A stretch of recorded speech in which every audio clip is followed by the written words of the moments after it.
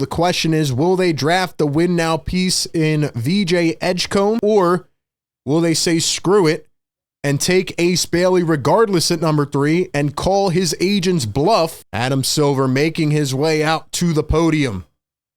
The Sixers at number 3. The Sixers select VJ Edgecombe at number 3.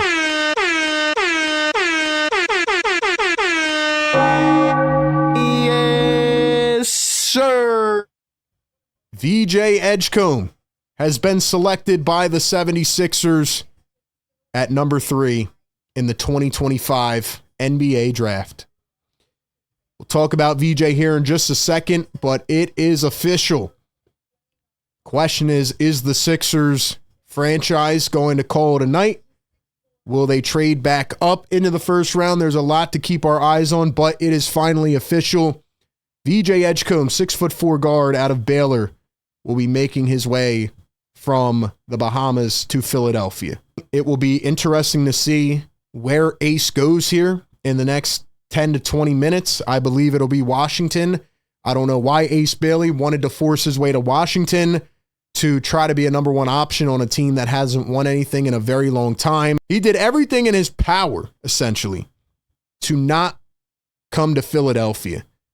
And I think his agency, his representation stirred him up and, just sent him the wrong direction, guided him the wrong way. But it is what it is. It's in the past. I hope Ace doesn't become a superstar now. But VJ Edgecombe is the guy at number 3. I'm going to give you my instant analysis and reactions right now on VJ Edgecombe. He averaged 15 points a game, 5.6 rebounds, 3.2 assists. He shot 43.6% from the field, 34% from 3, 78% from the free throw line. And VJ Edgecombe, couple extra things to know about VJ Edgecombe. So, again, he's from the Bahamas. He played on the Bahamian national team. The main strengths of his game, he's probably the best athlete in this draft. He's a pretty solid spot-up three-point shooter, although he didn't have a ton of volume in his 1 year at Baylor. He's a decent movement shooter as well. Again, didn't have as much volume as I would like, but I'm sure that will continue to develop. Solid downhill driver, a little bit of a tough finisher around the rim, but can definitely improve. His on-ball defense is excellent. He is an absolute Swiss Army knife. I think he's a guy who can impact, winning defensively at the next level. I think he can do that on day one. And he's a pretty decent rebounder for his size as well. But 6'4", 6'5" guard. He's got a 6'7" wingspan. Not the longest arms by any means. He's not a primary creator. He's not even really a secondary creator.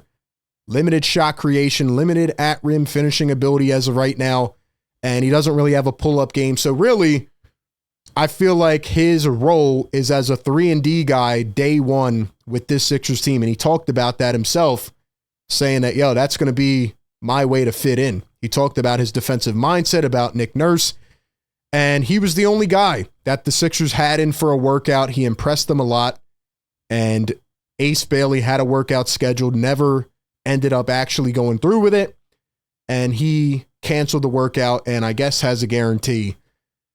A couple things that concern me about VJ Edgecombe.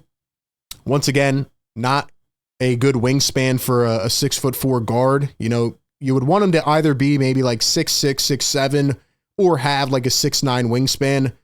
But hopefully his mentality, the way that he has answered questions, all of his maturity, and really just his high motor. Like, he's a dog. He's a competitor, and he is a guy, again, that will impact the box score in different ways. He will impact winning, not always by putting up the best numbers, but he will be able to impact the game, beyond where you actually watch the game and see what he's able to do.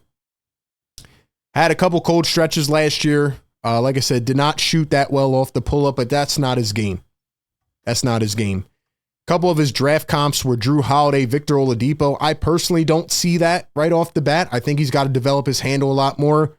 But based on his work ethic, and Daryl Morey has drafted guys that, he's really liked in terms of work ethic, Tyrese Maxey, Jared McCain, and he's hit on those picks because those guys are willing to get in the gym and get better and improve. And VJ had a couple nice games in the tournament.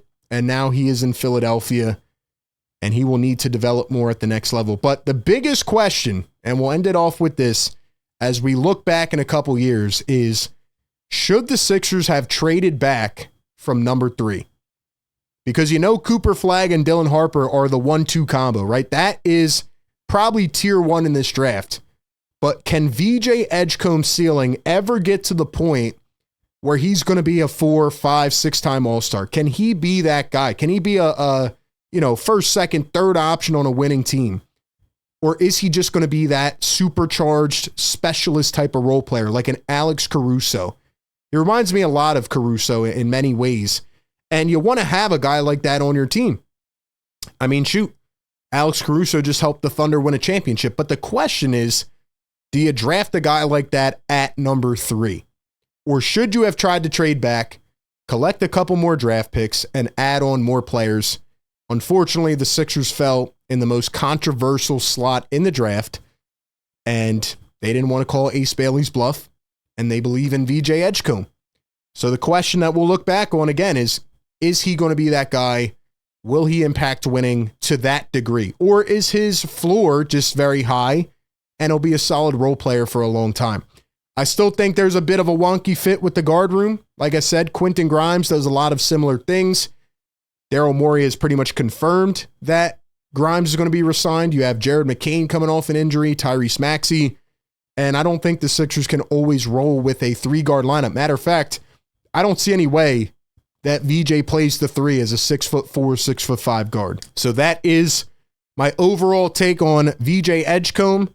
Daryl Morey goes with the win now mentality. All right, here's Utah. This is where it gets interesting, man. This is where it gets interesting. Wow! Wow! They took Ace! Oh my gosh. It's coming true. Exactly what I said. Danny Ainge took Ace Bailey. Danny Ainge took Ace Bailey. I told y'all, Danny Ainge had the balls. He wasn't willing to budge. He didn't give a damn. Oh my gosh. Oh, please don't let this be another Fultz Tatum thing. And I'm not comparing Ace Bailey to Jason Tatum, by the way. What I'm saying is I hope that Danny Ainge did not pull another fast one over on the Sixers. Yo, y'all got to see this picture, man. Hold on, I'm sorry.